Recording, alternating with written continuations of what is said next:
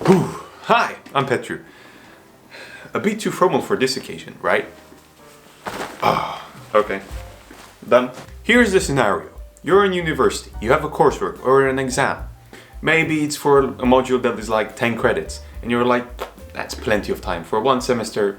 So in the first week, you party a little bit. Then in the second week, you go out with some friends. Third week, maybe you should start working, but nah. Fifth week comes in, and then you start realizing that you have to spend the nights learning. Sixth week comes in, and then you realize you're starting to live on Red Bull and midnight Dominoes, and then you're learning by yourself in the middle of the night, trying to figure out why the hell you chose this course, until you fall asleep, and then you wake up in even more stress and more paper and more things to learn, and then the exam comes in and we're like, Aah! Trust me, we've all been there. And if somebody tells you that they haven't, you're lying. I haven't. So I'm gonna give you 5 tips that helped me survive through university and I'm still currently using. So without further ado, let's get into it.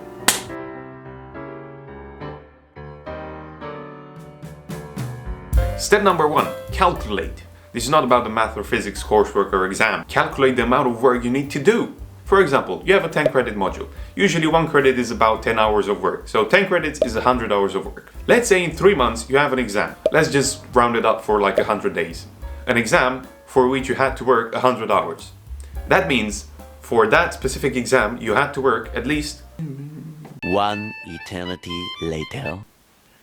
1 hour a day. 1 hour a day, come on, that's nothing. Okay, yeah, I understand. You might say, yeah, we have many other modules during the semester, during the year, and that's a lot of work. If you do the math for each module independently, and then you make chunks of time for those specific modules in your calendar, things will work out.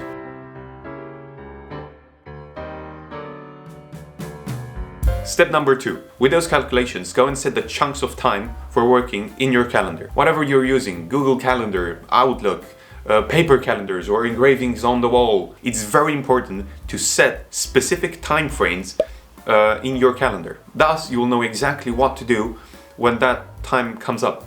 So, okay, you're gonna have 3 hours of free time in the calendar. What is it gonna be? Is it gonna be a stressful moment when you're gonna decide, should I do this? Should I do that? Should I? But I also have to do I also have to go shopping and I also have to do that. And in the end, 3 hours are done. Yeah, you're gonna say, okay, yeah, 3 hours is nothing. Come on. Yeah, 3 hours today, 3 hours tomorrow, 3 hours next week. Boom, you're gonna lose tens of hours on nothing, on decision making. So if you already decide in your calendar what you're gonna do, so when the time will come, I'll be like, okay, for the next 2 hours I'm gonna have to learn or work on this coursework or exam or whatever, and I'm just gonna focus on that thing and nothing else.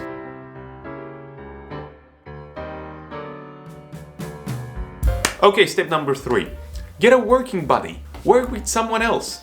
It is always better to learn and understand new things with someone else. There are so many proofs that if you explain to someone something that you learn, you understand it better. And it's a win-win situation because you understand it by explaining, and then they also understand it because you explain it to them.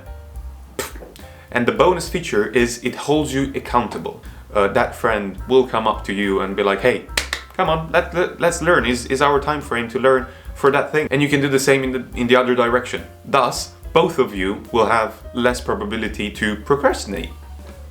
Procrastination, my nemesis. I think it's everyone's nemesis.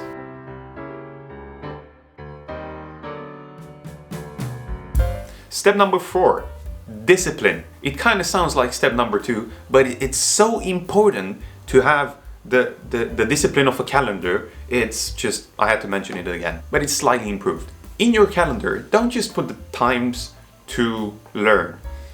Put also the times to work out, to hang out, your recreational time. Wake up at the same hour, go to sleep at the same hour, eat at the same hour, eat 3 times a day. This is discipline. This is the power of discipline and routine. The power of habit is enormous. It will help you stay on track. But seriously now, you should put in the calendar things like working out or just running or just walking for like 30 minutes a day. That's gonna improve your physical health, mental health, all the health. Give me all the health.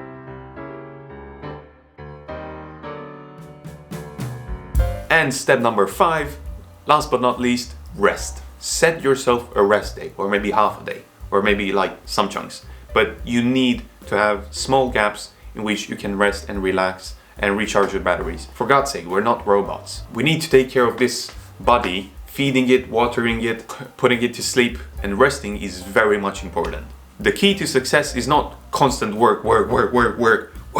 It's the balance between work and rest. In the timetable, it can be whatever: reading, sleeping, listening to music, gaming, Netflixing, bird watching, stalking your ex-girlfriend, whatever you want.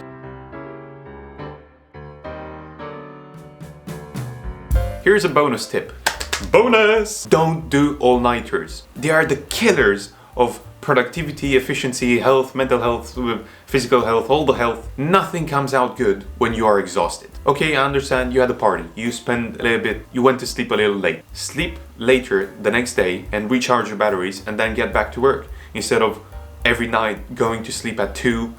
That's just killing you. The human body is not made for late night works. We are not night owls. We are daytime animals. Mammals, I mean. So here are my 5+1 tips to survive coursework or exam or whatever there is to you. And don't forget that in the end, this is made for you. This is made for you to learn.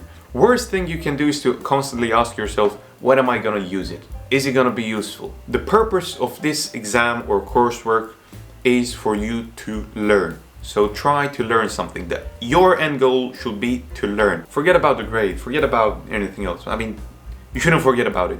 You know what I mean. You should focus on the learning process. If your goal is to learn, automatically a good grade will come with that.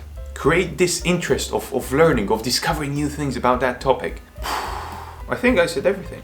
Yeah, well, that's it for today. Thank you very much for watching. Until next time, take care. Bye.